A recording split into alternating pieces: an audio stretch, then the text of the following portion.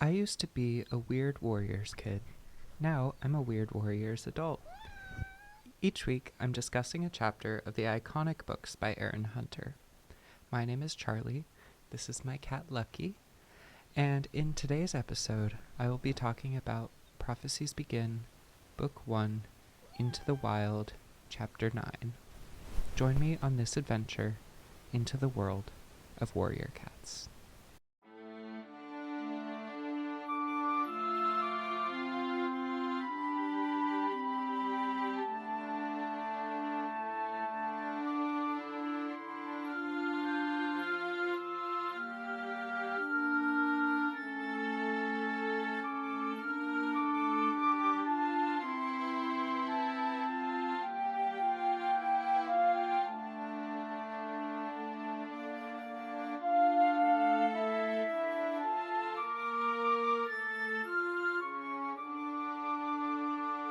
Before I dive into this chapter, I want to plug here that even though it is free to listen to this podcast, there's a paid version for just $5 a month on Substack, where you can leave comments and where you can access extended spoiler versions of each episode, as well as behind-the-scenes content.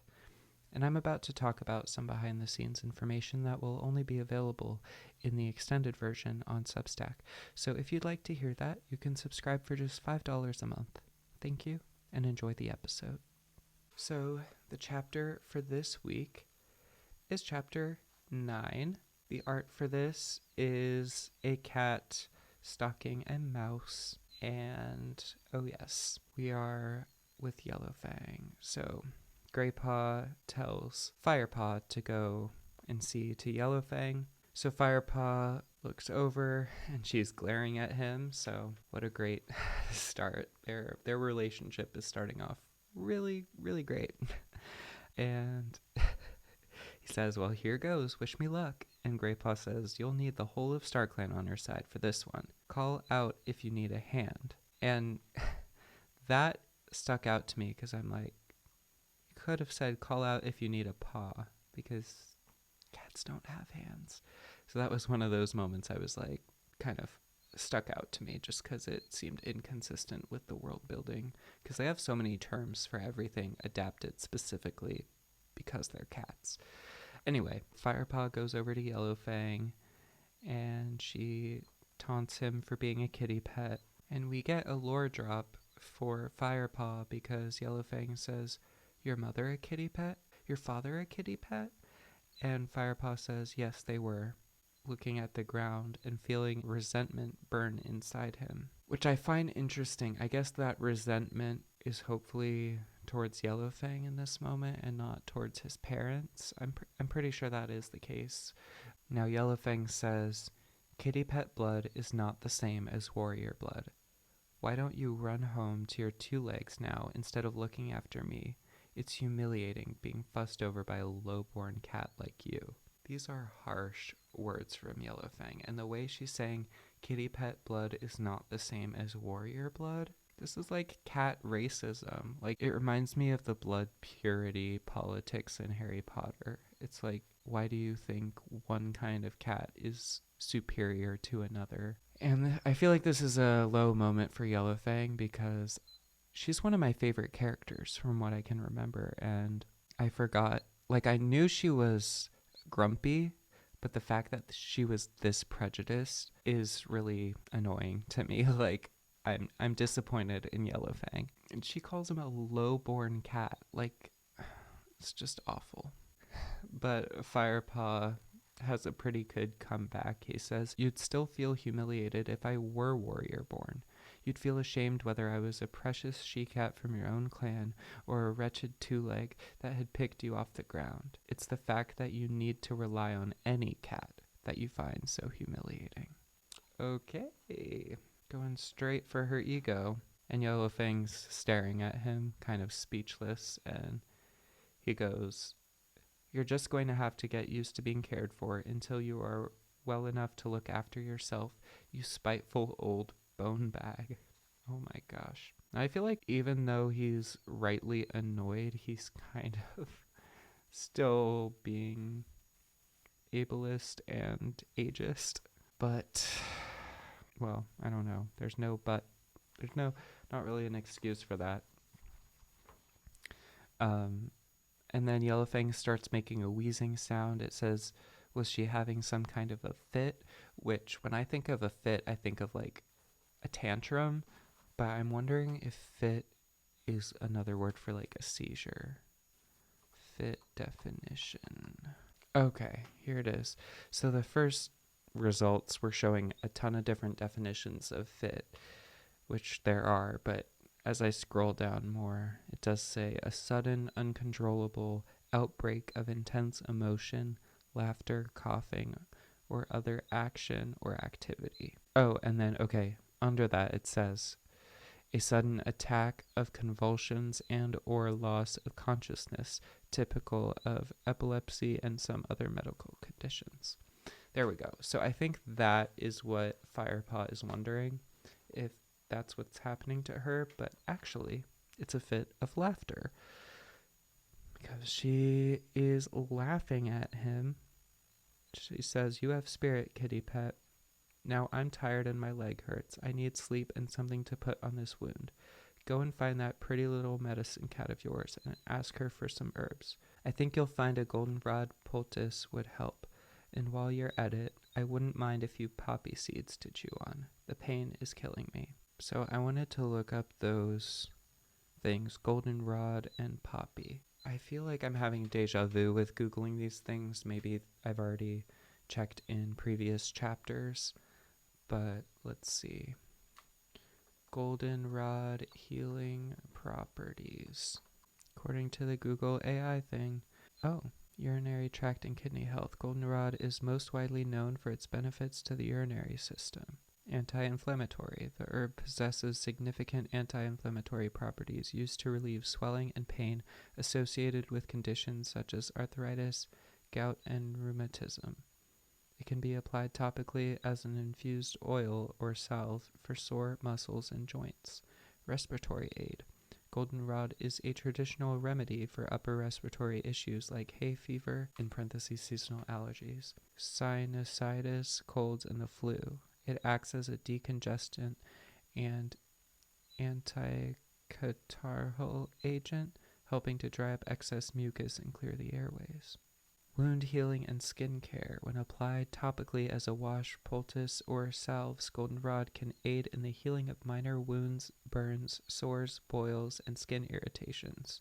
And it has a couple other things in there, but we get the gist. Okay, and then poppy seed healing properties. Google AI says it helps with digestive health, bone health, fights cell damage, may reduce inflammation, and can potentially help with heart health, wound healing, sleep aid, and just as a nutrient source.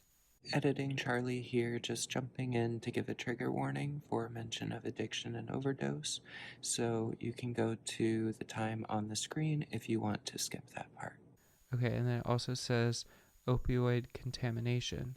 It's crucial to note that while food-grade poppy seeds do not naturally contain significant opioid compounds, they can become contaminated during harvesting and processing. Proper washing and cooking can significantly reduce these compounds. Let me see.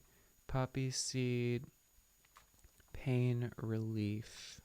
Google AI says, while poppy seeds come from the opium poppy plant, which is the source of pharmaceutical opioids like morphine and codeine, using the seeds themselves for pain relief is highly dangerous and not recommended by medical professionals. Oh no, spotted leaf.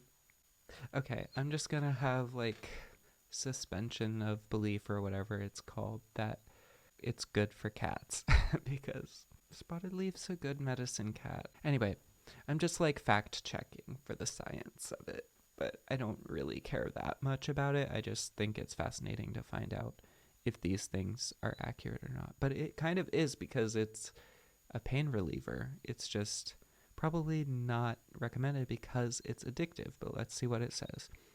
Risks and dangers. Variable opioid content. Commercial poppy seeds used in food are washed to remove most of the opioid alkaloids. However, unwashed or unprocessed poppy seeds, which are sometimes sold online, can be heavily contaminated with morphine, codeine, or other potent alkaloids.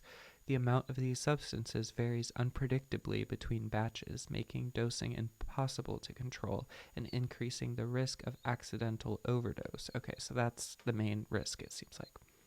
And then it expands on that more. Consuming large quantities of unwashed poppy seeds, especially in concentrated forms like poppy seed tea, can result in lethal amounts of morphine. Overdose symptoms are the same as those for other opioids, including slow, irregular breathing, slow heartbeat, small pupils, and even death. Addiction potential. Use of poppy seed tea for pain management or recreational purposes can lead to physical dependence and an opioid use disorder, similar to the misuse of prescription pain medicine or heroin. Lack of medical evidence for self-treatment, legal concerns, and false positive drug tests. Interesting. Now, later, Spotted Leaf will say, like, be careful with this. So maybe actually she is, like, not... Obviously, she's not being irresponsible, but just that scared me when it said it's highly dangerous and not recommended by medical professionals. Spotted Leaf is a fictional cat medical professional, so why is she recommending it? Oh, because she's a fictional cat. But I do like that they are using a pain reliever that occurs in nature. It's cool world building. So anyway, stunned by her change of mood, Firepaw turned quickly and sprinted toward Spotted Leaf's den. And this is an important line, stunned by her change of mood, because I think later they're going to keep repeating this detail about Yellowfang. So I'll talk about that more later. It says he had never been in this part of the camp before. With his ears pricked, he padded through a cool green tunnel of ferns that led into a small grassy clearing. A tall rock stood at one side, split down the middle by a crack wide enough for a cat to make its den inside. Out of this opening trotted Spotted Leaf. As usual, she looked bright-eyed and friendly, her dappled coat gleaming with 100 shades of amber and brown. I love that paragraph. The description is very beautiful. And Firepaw shyly mewed a greeting and reeled off Yellowfang's list of herbs and seeds. Spotted Leaf says she's got most of those, and she says, I'll fetch some marigold leaves, too. If she dresses her wound with that, it'll keep off any infection. Wait here. So now I'm going to look up marigold. Marigold healing properties. Google AI says it soothes skin. It's anti-inflammatory and antibacterial. It can enhance wound healing for cuts, burns, and other minor injuries. Oh, interesting. It can also help with eye health and digestive support. And it eases muscle spasms. Okay, so there's a lot of healing properties of marigold. So here's where Spotted Leaf says, tell Yellowfang to go easy on the poppy seeds. I don't want her to deaden the pain entirely. A little pain can be useful, as it will help me judge how well she is healing. So there she is, being very smart about being careful with the dosage. And so Firepaw takes the herbs that Spotted Leaf gave him, and he goes over to Yellowfang, and Tiger Claw is staring at him for whatever reason. I don't know why he is doing that at this moment, but when Firepaw looks at him, he looks away, and then Firepaw brings it to Yellowfang, and she says, good. Now, before you leave me in peace, find me something to eat. I'm starving. And then we get a paragraph, page break, and it says the sun has risen 3 times since Yellowfang had entered the camp. So Firepaw wakes up, and he wakes up Graypaw and Ravenpaw, and Ravenpaw leaps up suddenly and looking around wildly, and they tell him, calm down, it's time for training soon. And Dustpaw and Sandpaw wake up as well, and it says that Greenleaf is drawing to a close, so summer is ending, and it's getting colder. And Dustpaw and Sandpaw make fun of Firepaw for having to take care of Yellowfang. Oh yeah, and I'm looking at my notes here. I think I forgot to mention one thing. I'm not finding it right now, but somewhere was the word heady, I think to describe the smell of one of the herbs. And I wanted to look up what that meant. Oh, potent or intoxicating, usually to describe liquor. Interesting. But anyway, they're making fun of Firepaw, and then they talk about what they're doing that day. So Sandpaw is going to be learning from Whitestorm some battle training, and Graypaw is going to learn from Lionheart some climbing tactics by the Great Sycamore, and Firepaw decides to go with Graypaw at least to the top of the ravine so he can catch some food for Yellowfang, and Ravenpaw follows behind. It says even though his injury was completely healed, Ravenpaw still seemed to have little enthusiasm for warrior training. Then we have a page break, this time with some symbols to really emphasize a lot of time has gone by. I don't know how they decide when to have the symbols and when to just have a regular page break. Oh, maybe because it's on a new page, and so at the top of the page they're indicating that more time has passed. So let's see. Cut to Firepaw is delivering a large mouse and a chaffinch onto the ground beside Yellowfang, and I want to look up what is a chaffinch. Chaffinch. Oh, that's a pretty bird. Eurasian chaffinch. Here, I'll show an image on the screen of what it looks like, or several images from Google Images. It's pretty. And Yellowfang is like, about time. And here, again, it repeats about her mood being unpredictable. It says, her wound was healing well, but her temper remained as fierce and unpredictable as ever. And then she complains that the base of her tail itches and she can't reach it. She asks Firepaw to wash it. And so Firepaw has an inward shudder and then crouches down to set to work. And it says, as he cracked the plump fleas beneath his teeth. Like, that's disgusting.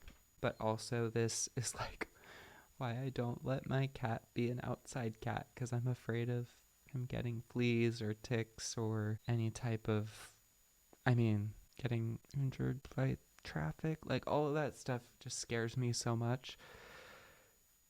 So, we see in these books how much the cats get injured, but I don't know. I like to say that Lucky is a warrior at heart, but I am a protective cat mama, and I don't want to let him actually be like a true warrior in the wild. But I don't know how to end that sentence.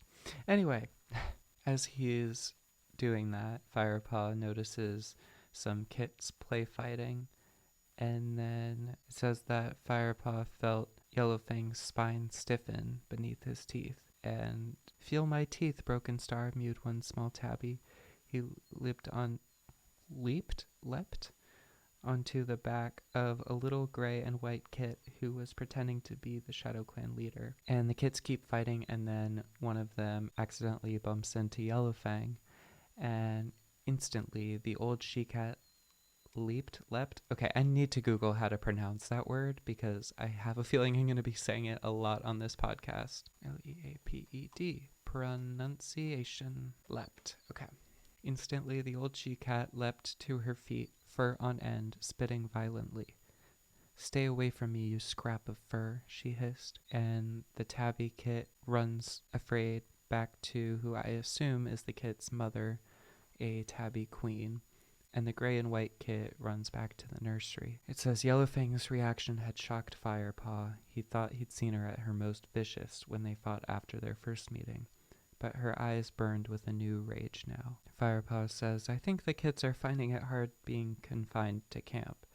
They're getting restless. And Yellowfang growls, I don't care how restless they are. Just keep them away from me. Firepaw asks, don't you like kits? Did you ever have kits of your own? Yellowfang says, don't you know medicine cats don't have kits? And Firepaw says, but I heard you were a warrior before that. Yellowfang says, I have no kits.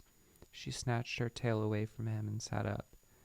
Anyway, her voice suddenly lowered and she sounded almost wistful. Accidents seem to happen to kits when I'm around them. Her orange eyes clouded with emotion. She laid her chin flat on her forepaws and stared ahead. Firepaw watched her shoulders sink as she released a long, silent sigh. Firepaw wondered, what could she mean? Was the old she-cat being serious? It was hard to tell. Yellowfang seemed to swing from mood to mood so quickly. He shrugged to himself and went on with the grooming. So there it is again, emphasizing her mood-swinging tendencies. I wonder if those kits, the tabby and the gray and white, are important characters. I was trying to think of characters that fit those descriptions, but they're pretty vague, and I can't think of which characters they might be. But it'll be interesting to see if they keep referring to those kits and who those kits become, and who their parents are as well. So then Firepaw says there are a couple of ticks I couldn't pull out. It said earlier he was getting fleas. Are fleas and ticks the same thing? Let me Google that. Fleas versus ticks. According to the Google AI thing, fleas and ticks differ in size, appearance, movement, and feeding habits. Fleas are smaller, jump using powerful hind legs, and move rapidly through fur, while ticks are larger, can't jump, and crawl slowly before latching on to feed for a longer period. Okay, I want to stop reading about that because I have like a visceral reaction to thinking about that type of thing, and I'm going to move on. So when he says he couldn't pull some out, Yellowfang says, I should hope you didn't even try, you idiot. She's so mean. She says, I don't want any tick heads embedded in my rear. Thank you very much. Ask Spotted Leaf for a little mouse bile to rub on them. A splash of that in their breathing holes and they'll soon loosen their grip. So I want to look that up. I don't even know, like, my Google search history is going to be so weird. Like, mouse bile. Okay, the first thing that pops up, mouse bile, warrior cats. But I'm just going to do mouse bile. The Google AI says mouse bile is the bile produced in mice, which is used in scientific research as a model to study liver function and diseases due to its unique composition and metabolic properties, although it differs significantly from human bile. Okay, I'm going to look at mouse bile healing properties. Okay, it's used for studies, but there's no evidence for traditional use of mouse bile itself as a medicine for humans. Okay, now I'm going to look at mouse bile to get rid of ticks. The AI thing says no, mouse bile is not an effective or safe way to get rid of ticks. It is an old home remedy myth, likely based on a dangerous practice of using harsh chemicals to make ticks recoil. The proper way to remove a tick is to use fine-tipped tweezers to grasp the tick as close to the skin as possible and pull upward with steady, even pressure. Okay, so I think this is the first one I've Googled where it's straight up saying it's a myth. Ooh, and it actually seems like it would be harmful. It says, the attempt to make a tick recoil by dabbing it with irritating substances can cause the tick to regurgitate its stomach contents into the bite wound. What riveting information to listen to in a podcast. This can increase the risk of transmitting diseases like Lyme disease. Yeah, so this actually seems like it's not a good method. But in the warrior's world, I guess it is. So Firepaw goes, he was glad of a chance to get away from the grumpy cat for a while, and it was certainly no hardship to go and see Spotted Leaf again. While Firepaw had been grooming Yellowfang, the camp had grown active. It had been like this every day since Bluestar had announced WindClan's disappearance. The queens were weaving twigs and leaves into a dense green wall around the sides of the nursery, and it describes more ways that the cats are basically preparing for an attack. And Firepaw asks Spotted Leaf for some mouse bile, and she's busy preparing herbs for any potential casualties. It says Firepaw met her gaze for a moment, then looked away, an uncomfortable feeling prickling his fur. When it says uncomfortable, like, I know they're trying to establish that Firepaw has a crush on Spotted Leaf, basically, but I don't know. When it says uncomfortable, I guess having a crush could be uncomfortable at times, but I feel like a different word could have been used. I'm not sure. But then Spotted Leaf gets the mouse bile for Firepaw. It's soaked into a small wad of moss dangling on the end of a thin strip of bark, which she passes to Firepaw, and she says, "Don't get any of the bile in your mouth, or you'll have a foul taste for days. Press it onto the ticks and then wash your paws in a stream, not with your tongue." So Firepaw, it says he nodded and trotted back to Yellowfang, feeling suddenly cheerful and tingling with energy. So they're trying to show that he's developing feelings for Spotted Leaf. Like, basically every time they've interacted, they've kind of hinted at this. So then it cuts to Firepaw applying the bile to the ticks, and then Firepaw cleans up Yellowfang's dirt, which is her poop. And then finally, he's free to go and rinse his paws in the stream. On his way to do so, though, Halftail asks where he's going and tells him that he should catch some food for the clan. So then he goes on to wash his paws in a stream. It says he jumped down into the cold, clear water. It came up to his haunches and wet his belly fur. The shock made him gasp, and he shivered. And then, "What are you doing in there?" Greypaw and Ravenpaw were standing looking at him as if he were mad. So here, he's in water, and they're like, "What are you doing?" But I remember in previous chapters, I was like, wait, why are they just walking through water like it's nothing? So this has been kind of inconsistent. But I guess it depends maybe on the size of whatever water they're going through, whether it's a little puddle versus like basically dunking half your body into a stream. So anyway, Firepaw tells them, "Mousebile, don't ask. Where are Lionheart and Tigerclaw?"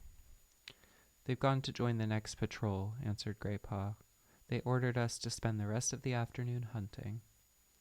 So, since Firepaw was also asked to do so, they decide to hunt together. And then we get a page break, and Firepaw can tell that the cats at the camp are impressed by how much prey the three apprentices bring back. It says it took them 4 journeys to carry their bumper catch, I don't know what that means, to the storage hole the elders had dug. And Lionheart and Tigerclaw had just returned from their patrol as they carried their last load into the camp.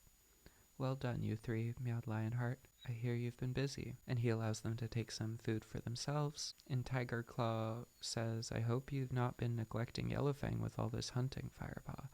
Which is weird, because at other times, which maybe this happens later in the chapter, he kind of implies that he's against Yellowfang being there in the first place. So is he really worried about Yellowfang being neglected, or is he just being hard on Firepaw?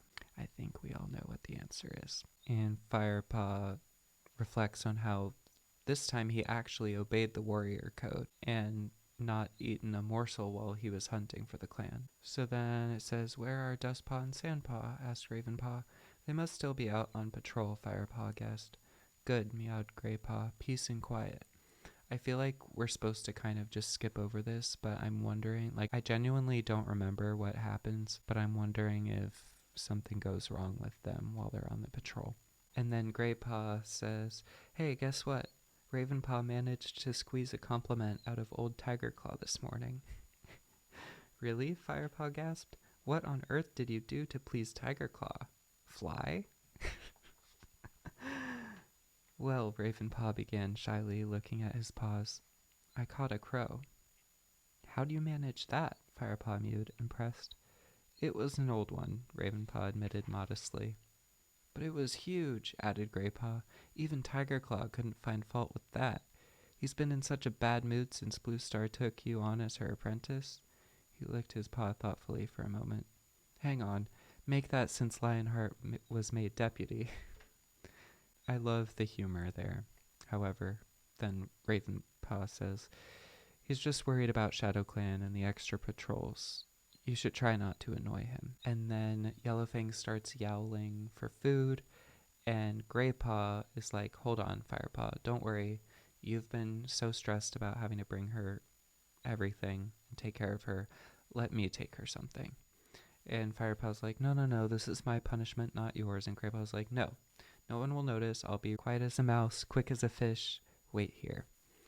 So Firepaw watches as Graypaw carries two of the juiciest looking mice. And then, of course, stop Graypaw. A loud growl rumbled from the entrance of the warrior's den. Tiger Claw strode out and marched over to Graypaw. Where are you taking those mice?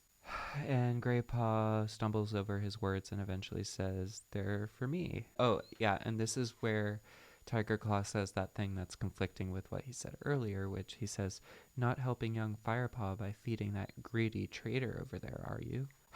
So then Graypaw's like, no, no, no, I was just feeling extra hungry. They're for me. And Tiger Claw's like, oh, really? Well, if you're so hungry, you might as well eat them here and now. So Tiger Claw forces Graypaw to eat the mice right in front of him. And Graypaw gobbles up the first one, no problem, but then really struggles to eat the second one. And Tiger Claw's like, better now? His voice smooth with mock sympathy. Ugh, he's such a jerk. And Graypaw's like, much, stifling a burp. And Tiger Claw finally leaves them alone, and Graypaw goes back to Firepaw, and Ravenpaw is obviously uncomfortable from eating too much. Then Yellowfang yowls again, which makes Firepaw hurry over to her after telling Graypaw to go and see Spotted Leaf for help. And that is the end of chapter 9. I feel like it was kind of a long chapter, but it was a good one. I feel like not a lot of super significant plot points happened, but I think we're getting some seeds planted in this chapter that will probably be important later. So, yeah, we got some funny moments, some annoying moments from Tiger Claw, as usual.